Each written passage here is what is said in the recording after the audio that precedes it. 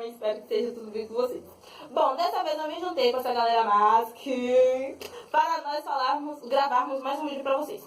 Só que dessa vez a gente vai falar sobre o iluminismo. É um assunto que sai de cabeça? É lógico que não, gente. Se vocês se interessarem, ou se vocês prestarem atenção aí, ficarem ligadinhos no assunto, vocês vão achar interessante, assim como nós achamos. É difícil, gente? Não. Meu nome é Paulo, ei! O meu é Lucas. E meu nome, gente, é Bruna e eu espero que vocês gostem muito, muito desse vídeo, tá? Gabi, e fica ligado no vídeo, tá? Fica ligado. O iluminismo teve um papel histórico fundamental para a formação de visão do mundo do homem contemporâneo e, por isso, de alguma maneira, continua exercendo influência até os dias atuais. Muitos cientistas sociais procuram as origens desse movimento no século XV e com relativa razão. Justamente naquele século, o Renascimento trouxe novos valores para os campos da filosofia, da ciência e da arte, como o humanismo e individualismo, o predomínio da razão, a importância do método científico e o experimentalismo. De qualquer forma, costuma-se colocar o iluminismo como um movimento de ideias que teve suas origens no século XVII e que se desenvolveu especialmente no século XVIII, chamado por isso de século das luzes ou de ilustração.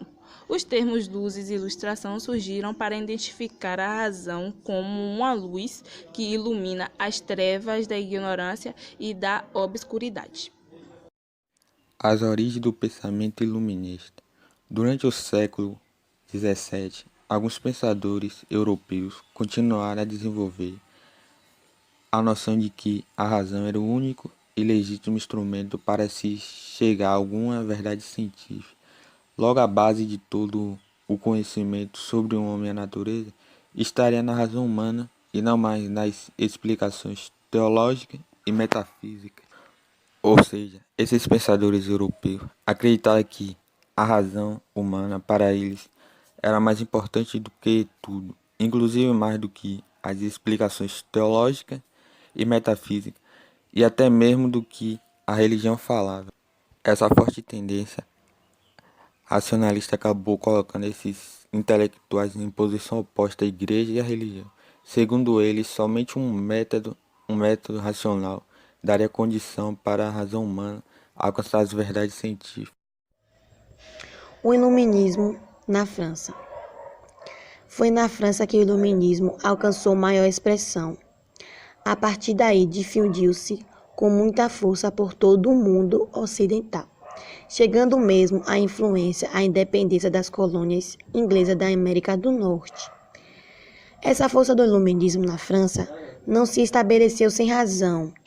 Ali as contradições do antigo regime e principalmente a opressão de um sistema fundiário atrasado assumiam um caráter muito agudo, produzindo generalizada insatisfação nos diversos setores da sociedade, especialmente entre a burguesia e os pequenos camponeses. Iluminismo e novas ideias econômicas, os fisiocratas.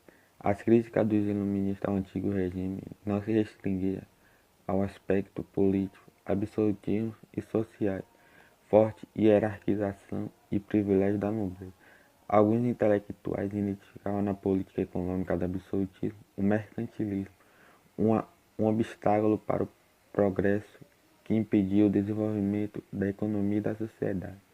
Esses economistas defendiam a ideia de que somente a terra e seus produtos eram geradores de riqueza e por isso ficaram conhecidos como fisiocratas. Físio significa natureza e kratos, poder. Para eles, a agricultura, a pecuária e a mineração era a atividade mais importante que o comércio, tratado como uma simples forma de intermediação das reais riquezas. Enciclopedista. Durante o século XVIII, alguns intelectuais franceses procuraram apresentar à população um quadro geral da produção científica e artística da época. Essa grande tarefa foi realizada por meio da organização de uma enciclopédia, e por isso eles também ficaram conhecidos como os enciclopedistas. Esses enciclopedistas foram importantes para a divulgação das ideias dos iluministas. sobre a história, política, economia, arte, sociedade, etc. O primeiro volume da enciclopédia foi editado em 1751 sob a coordenação de Diderot, 1713 a 1784, e de Allenberg, de 1717 a 1783. A introdução escrita por D. Allenberg revela os objetivos principais. E foi esse o vídeo. A gente realmente espera que vocês tenham gostado. E fiquem ligados que a gente pode voltar com mais vídeos. Fique ligado. Fique Vai lá e até a ligado. próxima. Até a próxima. Tchau! Tchau.